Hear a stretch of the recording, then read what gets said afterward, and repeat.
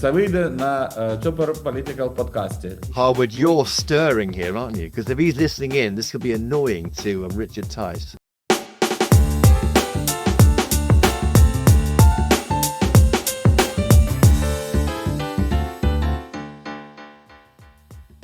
Welcome back to Chopper's Political Podcast, where I bring you the best guest gossip, news and stories from GB News' studios in the heart of Westminster. My name is Christopher Hope and I'm GB News' political editor. Later, I'm joined by my colleague and deputy political editor, Tom Harwood, to chew over the political events of the week, looking particularly at Reform's new, in quotes, shadow front bench, in close quotes, and what that might mean for the main parties. Also looking at the uncancellation of those local elections in England on Monday and what that means for all the main parties, and can they find those candidates in time to contest those council seats in May. But first, and a real sober anniversary is approaching for the UK and particularly for Ukraine. The war in Ukraine, when Russia invaded, started 4 years ago on Tuesday next week, the 24th of February. It's imprinted on our minds. I know where I was when I first saw those tanks trying to go through Ukraine and where would it end. There's a real sense of the world's order was shaking. And for people in Ukraine, the nightmare has not finished. It may be off the news sometimes in the UK, but it is always front and centre for people living in Ukraine. And I'm very pleased to be joined now by Vitali Kim, who's the governor of Mykolaiv Oblast, one of those areas in Ukraine near or on the front line in the war with Russia. Vitali, welcome to Chopper's Political Podcast. Thank you for joining us. Hello, everybody. Thank you for inviting me. Thank you for coming on. What do you remember of that day, the 24th of February, 2022? Where were you when you first heard about the Russian tanks approaching? I remember. I was sleeping at home with the open window and the missiles hit the military squad near me. I think it's about 500 meters or something like this. And I wake up and went to my job place, to my work. And I was in the city of Mykolaiv at the beginning of the war. You were there, and then an attack happened shortly after in offices where you were in the march. We remember vividly those early attacks by Russia when they were attacking civilian offices, and that was when I think many people in Britain really were already in shock from what happened. But then to see the Russians attacking civilian workplaces was outrageous. To tell the truth, I think that most of our people don't remember even how it was before the war, before the 24th of February, because everything is changed. We forgot the peaceful life, everything that was important before the invasion. For now, we are living in a constant stress. So we are living in a moment and we're trying to survive. That's why it changed everything for majority of our citizens. So.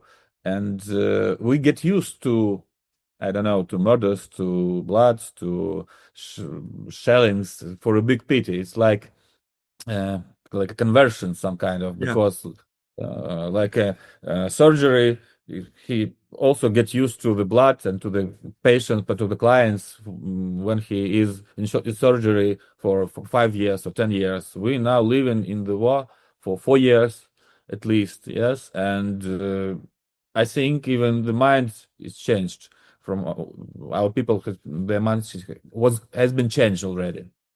And the old life you had before is gone. I remember vividly when I was at the Telegraph talking to people who were farming down near Odessa. I mean, this was a functioning country which had farms. It was Europe's breadbasket, famously, Ukraine, wasn't it?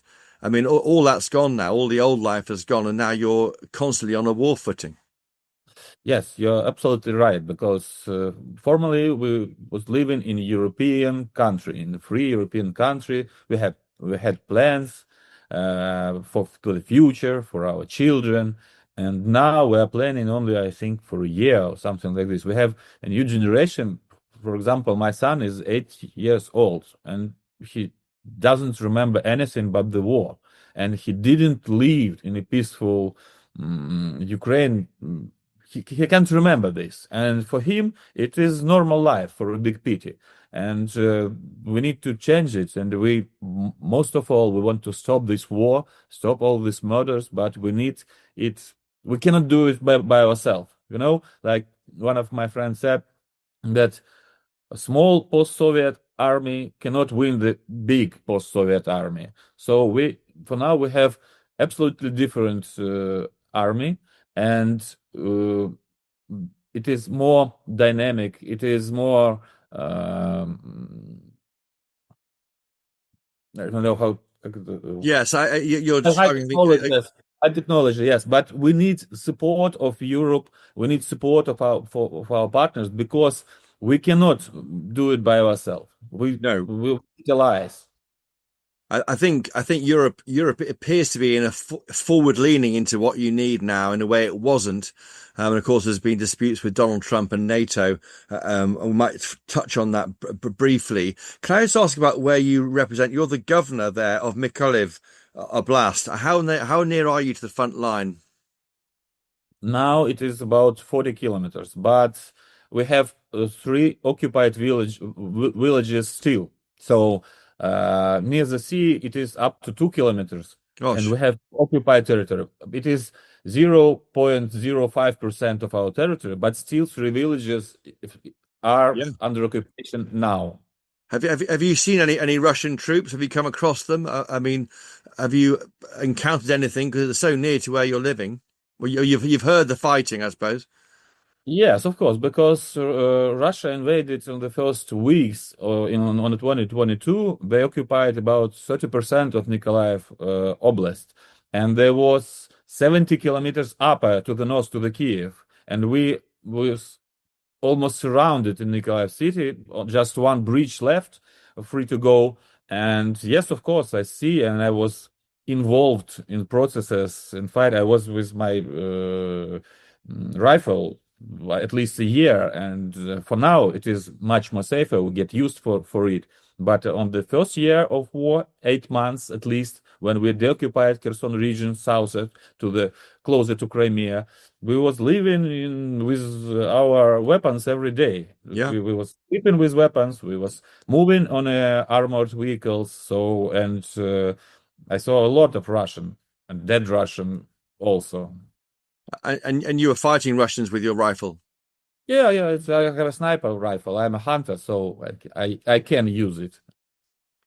Extraordinary. It's not the life you thought you'd be taking on, as the governor of your area, and now you're this local, frankly, leading your local people in this fight against the Russians.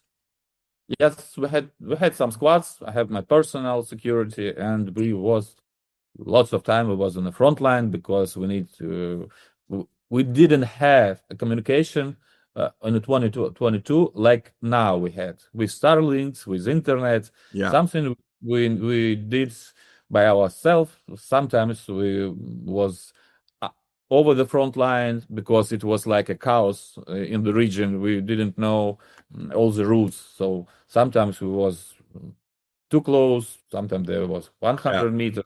So you've learned to live with it, and the threat of drones all the time. Even now, you're worrying about drones coming in. Drones appeared in a year. Of the first year of war, there was no drones. There was mines, planes, aircraft, missiles, and tanks. So it was close combat. For now, this kill zone, it was about 2 kilometers on the beginning of the war of the kill zone. And now it is more than 30 kilometers of kill zone, because nobody can move free, walk free on the 30 kilometers zone, because drones are very highly effective on the battlefield now. And the doctrine of war is changed. Like it was recently, it was in Litva, I think, military games, and Ukrainian squad, 10 people, it was on drones. They destroyed 2 battalions because the old doctrine is not working on the battlefield now. No. So when you say the kill zone, is that an area like we might call it no man's land, maybe, where no one goes into because you will be hit by drones? You're absolutely right. Yes, I mean exactly this. The the public face of your country in this country is President Zelensky. I mean, do you know him personally? Yeah, of course. And how is he bearing up? Uh, he put all his health and all his free time to our country. He became older for these years. I remember him when he was in 2019, and now he is much more smarter, much more experienced, and he raised the line for the president of Ukraine to a very high level. Yeah. If election will be in the future, doesn't matter who will be the president of Ukraine, who will be elected by our people, but the level of the president is very high now because Zelensky raised this line up. Yeah. Well, yeah, we know him very well here, and of course he's addressed both houses of parliament in our country, and he of course went to the Oval Office famously last year, had that dispute with Donald Trump. I mean, he is the forward facing representative of your country, trying to bring about this peace deal. Where are we with that? It seems that Russia want to try and take control of land they don't actually occupy at the moment. What does Ukraine want from those peace talks in Geneva? I don't know what they was discussing in Geneva. I know that they always wanted to have the territory of Ukraine. I don't believe Russians that they will have good intentions some way. So I think that they're trying to get land and the territory that doesn't belong to Russia, never been. So our our soldiers. I was a week ago on Donbass, on the east of our country, to our brigades. I was visiting our brigades, and they're tired. They're very exhausted, but still they're ready to fight in the future. They do not want to leave because they spent 4 years, to tell the truth, 10 years, more than 10 years already from 2014, but Yeah. the full invasion started in 2022. And they're ready to fight in the future, and they're asking just to have a rest, and they are asking for people to defend our country. It is very exhausting war, and it's very difficult for us to What, step what in. what do you want from the UK? We know about the weapons supplies. We've been hundreds of millions of UK pounds on supplying weaponry to your forces. Do you want British troops on the ground too in Ukraine? To tell the truth, I want from UK that you realize that we are a shield of Europe now, Yeah. and we have the best army now, and we are defending the Europe because Russia will never stop. And we need communication and cooperation, not only support. We need cooperation in our economy. We need cooperation with our people. We need your experience because it is it's common problem for now, because it is like the first time that rules of the whole world are uh, has been changed. Hmm. It is like a right of, if you are stronger, that you have another rights, another possibilities. This is not right, because there are lots of small countries, democratic countries with happy people, and someone can came to your house any time now. Because if it will end and Russia will capture the Ukraine, it will end, but it will be a situation that anybody could repeat it. Yeah, So and then that's why it matters, because Poland or other Eastern European countries could be next, and that's why it matters for all of Europe what you're doing. yes, and we need to be strong, like economy, because we need our economy to work. We need cooperation in Miltech. We need all your experience, all your NATO experience, Yeah. and it's a two-way road. We need to learn from you how to create a system, operable system, and a controllable system. And your soldiers maybe will be learning from us how to operate in a modern war. So we need very close and deep cooperation in all spheres. And I guess in a UK context, you want to see us increasing spending on defence like all European countries, because America can't guarantee the safety of Europe anymore.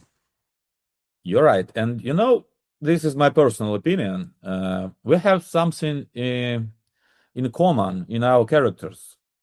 I've been in UK for a couple of times, so I know how you are working like that. You like beer like we do. So you are ready to fight for your own to the last. Yes, and Okay. this is in common with us. That's why I think that UK is one of the best friends of Ukraine because we don't want to lose our property, our territories, our people.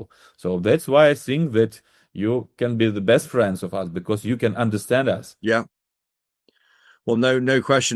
How long do you think the war might carry on for? I mean, it's 4 years now. If you think of the Second World War, that lasted for 6 years, and that was obviously set the tone for the following 50, 60 years in terms of European politics. How long? I mean, I know peace talks are carrying on, but will it go on for many more years, do you think, the war? I think that this we cannot compare the war now and the World War II because it was different type of war, different logistics. Now everything is very dynamic. So if comparing the amount of battles, yes, and vehicles, it's not comparable. I think that now Ukrainian-Russian war is much more longer than World War II, according to the time speeding. And from my opinion, it will be lasting till the Russia economy will collapse. Only in a such a way, if Russia will not be able to fight, the war will stop. We are ready to stop the war. I know that everybody are ready. We don't have enough forces. We have a lot of problems. We have children that are not attending schools in proper way. And but Russia is escalating further because they can do it, only because they can do it. And they don't want to stop because all their propaganda was based on a new territory that they are very strong and they will receive the results. They cannot explain to their people why Russian people are dying in Ukraine. That's why, from my opinion, they don't want to stop. We need to freeze the economy of Russia I and to see. cut possibilities. How long before you think the Russian economy will collapse? Russia economy is not integrated in the world economy for 100%. I think so they have inside opportunities at least for a couple of years. But still, we have an example of Iran and other countries that are living under sanctions for 70 years, yeah, and more. So I think that it should be very difficult for Russia to export Oil. their gas and oil. Yeah, So yeah. this is the first and major problem of Russia is the price and exporting of oil. And just finally, Vitali Kim, it seems to me you're saying that the spirit of Ukrainians isn't broken. The troops you went to see in the Donbass will keep fighting. They will, but we are planning and we wish to recover Ukraine, to live in peaceful Ukraine under free sky, and to recover Ukraine, to invest in our people. We want to have highly technological country with good payments, and I think we deserve it. And we are planning to recover our country. We are inviting now investors already. So we are fighting with one hand, but with another hand, we are preparing for recovering our country. And Yeah, this is the second topic why we need cooperation. Because if we will have more close connections, you will understand that in Ukraine you can earn money and uh, supporting Ukraine in such a way, helping Ukraine and earning money at the same time. So it is possible for now because we are working on a platform that will give the opportunities to foreign investors. And there are lots of free markets now because Russian destroyed lots of companies, the logistics changed, and many other things. I think that it will be very interesting for foreign investors to come to Ukraine. And for now, for us, like a South, we are planning to be like an engine of recovery of yeah, Ukraine. yeah. And I truly believe I have a plan how to do it. So, Okay. and we will be investing in our people, in our territories to recover our economy. And that's your message. If you were talking now to Sir Keir Starmer, our Prime Minister, through this podcast, you'd be saying, yes, we need weapons. We also need investment, technological investment, money to invest and grow the economy in Ukraine. You're absolutely right. And I know like money works. Yes, money likes quiet and they are calculated all the risks. But this is the time to pre-projecting, because you cannot start investment in one day. You need time. You need to prepare, to calculate, to analyze the markets, and all other things. And I asking, let's start now, because our people are very dynamic. They are all entrepreneurs, and Europe is working on the traditions. Yes, it is business for not slow business, but concrete business. Yes, and you need time to analyze the market, to calculate everything. I ask him, start now, because in the future you will be ready to cooperate with Ukraine. Yes, well, Vitali Kim, thank you for joining us today on Chopper's Political Podcast. Sending you best regards from GB News to where you are now.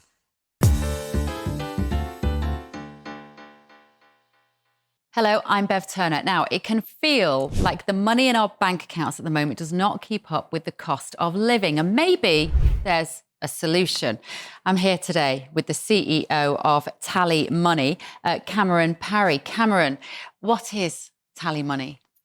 Well, Bev, with TallyMoney, you get a current account and a debit card, but instead of pounds, you use milligrams of gold as your everyday money. So why gold? Gold traditionally is a great store of value. It has, on average, gone up at over 11% per annum for the last 25 years against the pound. It's tripled in value in the last decade. And in the last 2 years alone, it's increased by 50% against the pound. Banks' savings products just can't compete with that level of growth. But this isn't just about gold. This is about a currency that you guys have created at TallyMoney. Explain it to me as though I'm an idiot. So, look, people need to be able to hold their earnings and build their savings in a money that retains its value and remains in their legal control and remains theirs to access, away from government control. Great. You had me at not exposed to government control. You should feel safe and happy with your money. You should have peace of mind the more money you see in your bank balance. And that's the type of thing we're trying to deliver and give people choice in the type of money they get to use every day. Brilliant. Thank you so much, Cameron. Thank you.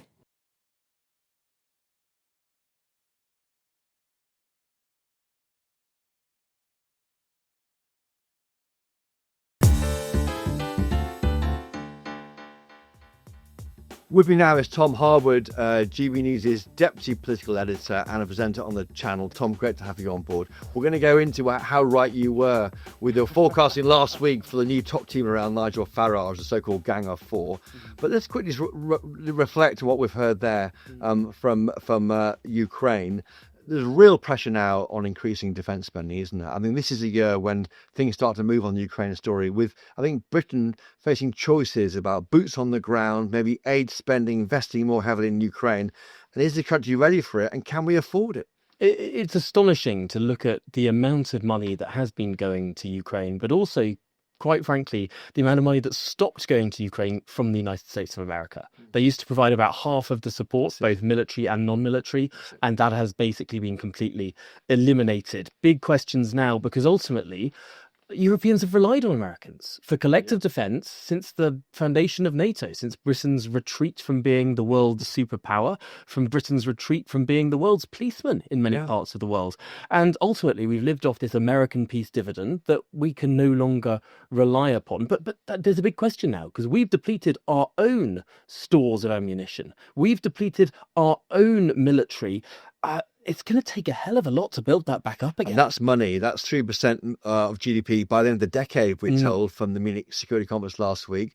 Vitali Kim there, the governor of Mykolaiv Oblast, and he is saying we need the support of the UK. And they also need investment money. They want to turn into. They've got two things happening here. They've got war on the eastern front, but in the west they want to be a thriving business. Their life has stopped for 4 years, and the anniversary is next Tuesday. Well, there are huge opportunities to invest in Ukraine. I mean, once this war is over, there is going to be a tidal wave of investment coming in from the West. Yeah. There's going to be a lot of growth. There's going to be a lot of opportunities, frankly, for British businesses to make connections here. Investment's probably a very, very wise thing to do, I think. But ultimately, there's also an opportunity in terms of building up our own military. We've been helping train Ukrainians since the start of this war, since before the war even. But ultimately, war is changing. We've seen this on the front lines in Ukraine, the way that asymmetric warfare, drone warfare, all of these things are now so much more important than they were before. This could be a real learning curve, because if we're going to pretend that wars are going to be fought like they were 10 or 20 years ago, they're just not. But there is pressure on the government to spend more money on defence. Now, inflation came down to 3%, 3.4%. That's good. But there's very serious bad news, I think, for this jobless crisis. I mean, Labour's frankly reaping what it's sown, isn't it? It's jacked up the cost of hiring someone, and it's jacked up the rights people have on almost as 6 months after they arrive. They get all these rights that are costly to employers. Look, the Chancellor is cheering this week about inflation coming down to just being 50% above target. I mean, that's still quite a long way off target. Target being 2%. Target being 2%. Let's remember, when that general election was called, it was at 2%. Correct. It was at 2%. Inflation took off again after the Labour Party got into power. It was around 2% for about 3 months. And then we got to the budget. What happened? Massive public sector pay awards, massive spending, and £50 billion extra borrowing. And do you blame that for this increase in inflation? Absolutely. Or other macro global factors? No, inflation is always a monetary phenomenon. Okay. Always a monetary phenomenon. Too much money chasing too few goods and services. What you had was no productivity gains from a whole bunch of public sector workers, and yet they got more money. More money for the same amount of work, that's more money chasing the same number of goods and services. Those prices go up. Yeah. Big week, though, for Reform UK. The Gang of Four unveiled. Now, this time last week, Catherine Forster was here with you. You were forecasting who would be the top team on Nigel Farage. Let's look at the Tom Harwood guesses. Tom, who do you have for your Deputy PM on your list? Very briefly, remind me. Deputy PM, I gave as a consolation prize to Robert Jenrick. Because who was your Chancellor? Because my Chancellor was Richard Tice. So you got that wrong, Tom, didn't you? I did, but I think you don't look like you're wrong. You've actually had to defend yourself. No, I think the Chopper's political podcast got it right.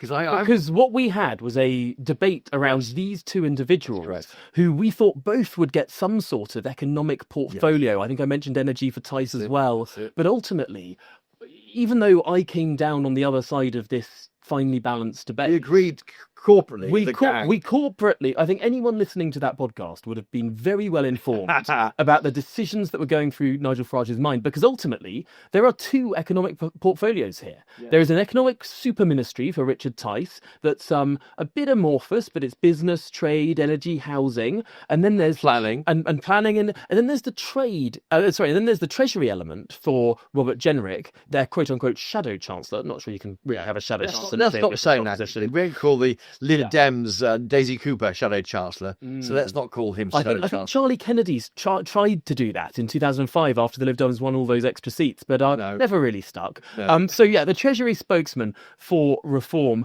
but ultimately I think there's a bit of competition here. Listening to Robert Jenrick's speech this week, he spoke a lot about energy. He spoke a lot about housing. He spoke a lot about issues that actually, technically, if we're to believe Nigel Farage, are going to be Richard Tice. Harwood, you're stirring here, aren't you? Because if he's listening in, this could be annoying to Richard Tice. Well, frankly, I think Richard Tice might be within his rights to be a little bit annoyed. Well, but ultimately, Richard Tice has had a big voice in the economic side of reform for a long time, and he still will. I wonder if this is sustainable. It was a question I put to Nigel Farage at the press conference. Let's hear what that was. Why no Defence Secretary?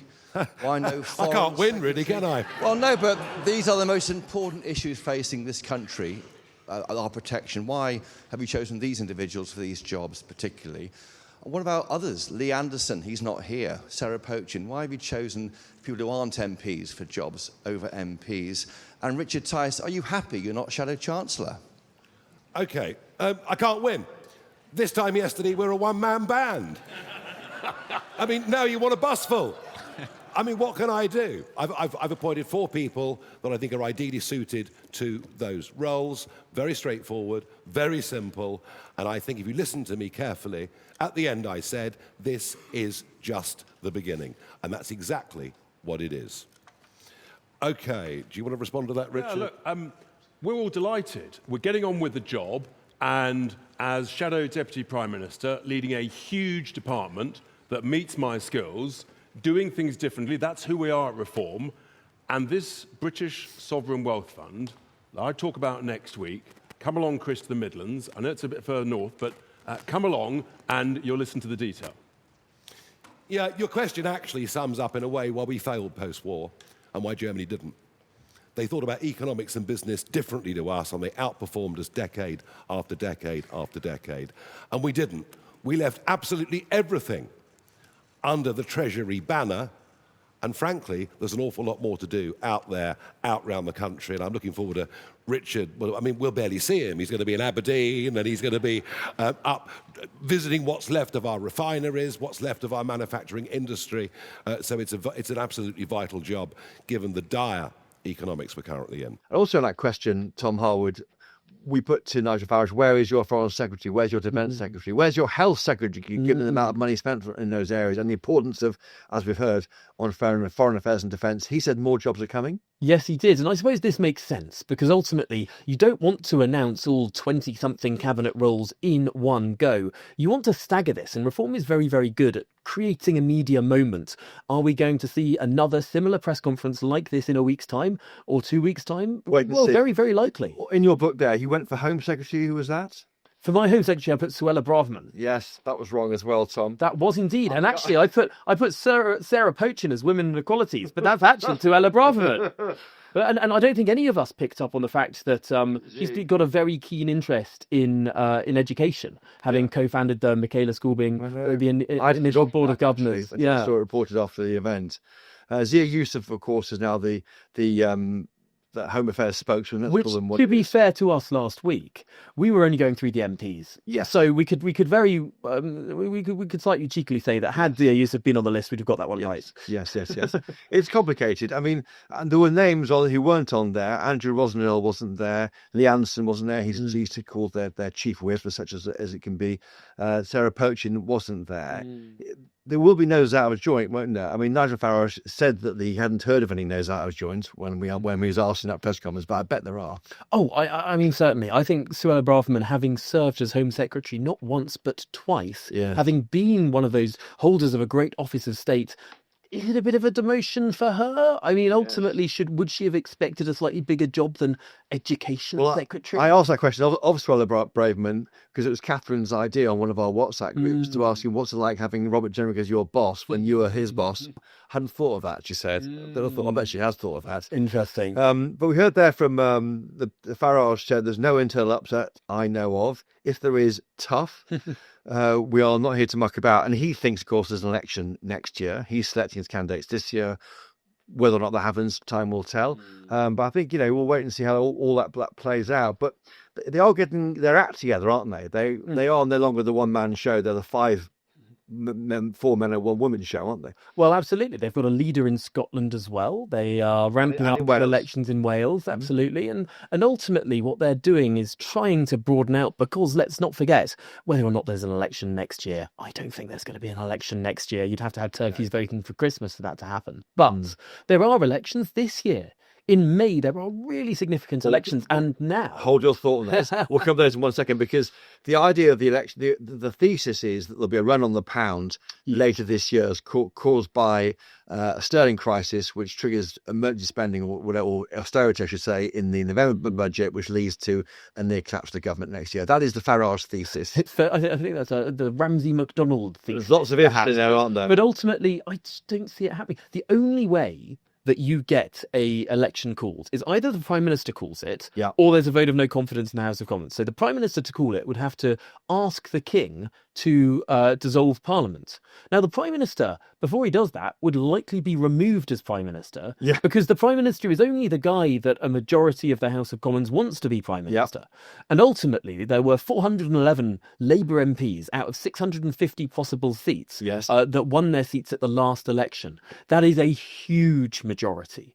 And those people are not going to accept a Prime Minister calling an election. No. And they certainly aren't going to vote for no confidence in their own government. There is not going to be an election next year. The maths just simply doesn't work out for one. I was struck by a line you picked up, which I missed actually in the speech from Robert Jenrick. He made a point there that the way we protect jobs against AI is making more stuff. That's really interesting. A lot of people in the sort of policy wonk world have been very, very worried about the intersection of the British economy and large language models in the form of ChatGPT and Claude and Gemini and Grok. And these huge, very, very capable AI systems are getting much, much better at a very rapid. But why is that bad for us, though, Tom? Particularly Britain. We've got a very, very service sector-led economy. Led by the Tories offshoring jobs all the time. Oh, you could say that the high price of energy ever since the Climate Change Act, or even before then, when we started having a really high rise in our energy prices from around 2006, and from that point, prices have been inexorably rising. We've offshored lots more manufacturing. We actually had quite a lot of money. We were the fourth largest manufacturer in the world in the 1990s. As our energy prices were coming down through that decade, they subsequently went up in the 2000s. But ultimately, we have a lot of so-called email jobs. Jobs where people just sit at a computer sending emails all day. These are going to be some of the most automatable jobs possible in perhaps the next couple of years. And I think it's really interesting to hear Robert Jenrick talk serious. I don't know if his solution that we go into lots of manufacturing, because heavy manufacturing is also quite automatable potentially, but it takes more investment. Care work isn't, all that kind of thing. Care work isn't. I mean, ultimately, there's got to be a big conversation around this. I think a lot of people in this policy space in Westminster are thinking about the upside, budgets and the upside of it, but ultimately, we are not considering how hugely the world will change in even the next 12 or 24 months. And this government is relying on a lot of growth, 28, 29, 30 from AI, aren't they? They are. Could happen, efficiencies could happen, but there could be a jobs price too for that. But ultimately, it's not going to be sovereign AI, right? How many data centers do we actually have in this country? Data centers are hugely energy hungry. America is going to have lots of them. Elon Musk's talking about putting some in constellations in space so that they can suck up all that juicy sun energy. What are those for again? So data centers are basically how AI trains and runs. Whenever we talk about the cloud, what are we actually talking about? A data center.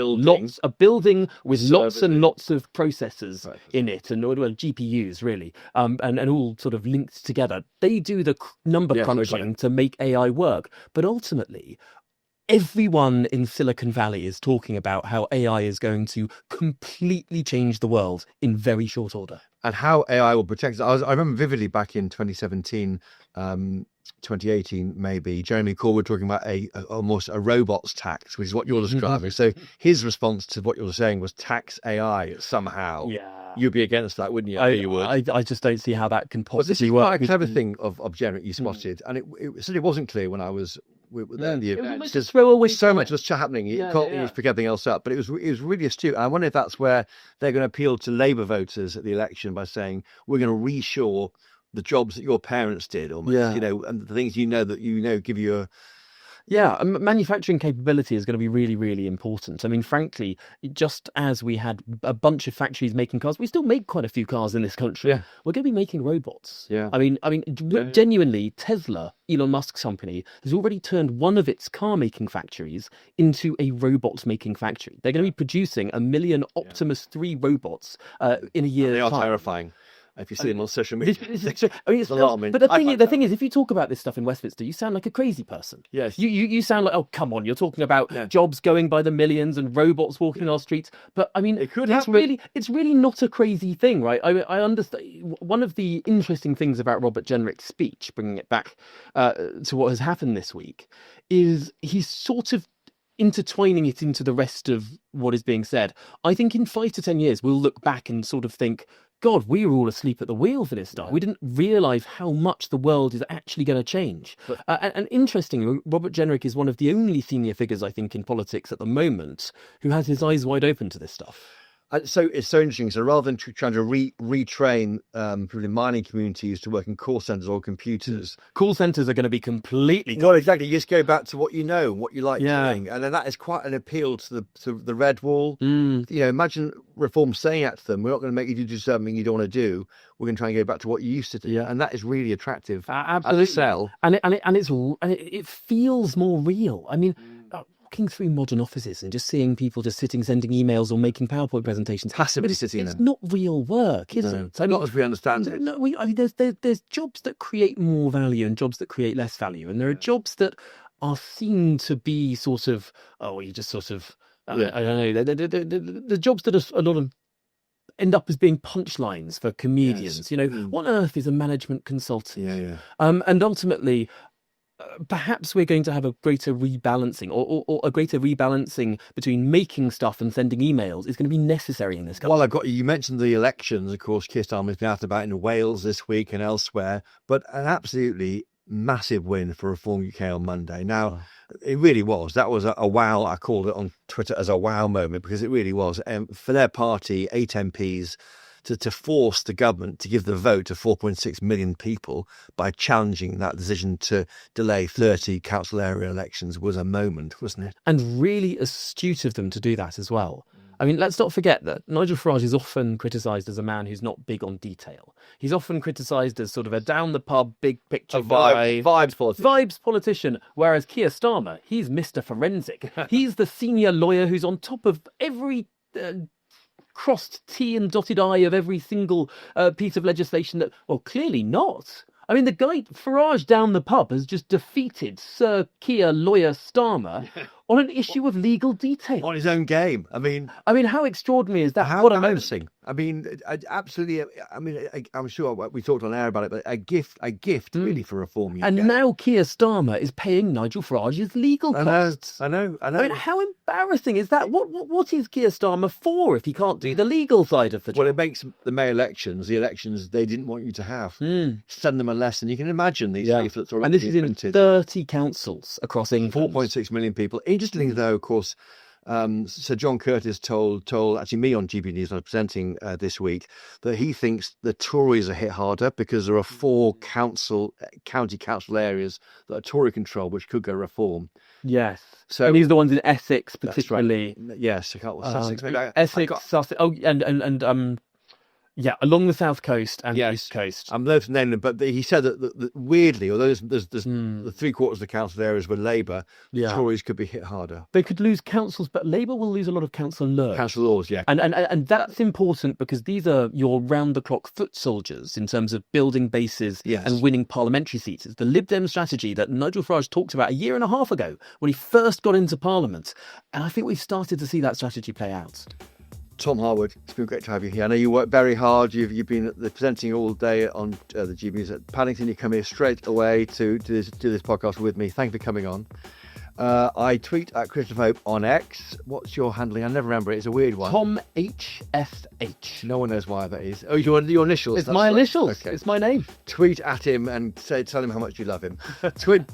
Email me, chopper@gbnews.uk, tom.harwood@gbnews.uk. Talk to him too. If you enjoyed this show, tell your friends you really enjoyed it. Leave a 5-star rating and review on Apple Podcasts, Spotify, everywhere you find it. That helps other people join in listening to our show. Thank you the great team of colleagues behind the show, of course. Mick Booker, Jeff Marsh back at bass, and the podcast worker bees, Rebecca Nunes and George McMillan. And most importantly of all, thank you for listening wherever you are. If you want more Chopper on your life or some more Tom Harwood, do catch us during the week with our latest reporting and presenting and elsewhere, making this channel what it is. And our best reporting is always online at gbnews.com. But from me and Tom, until next time, cheerio!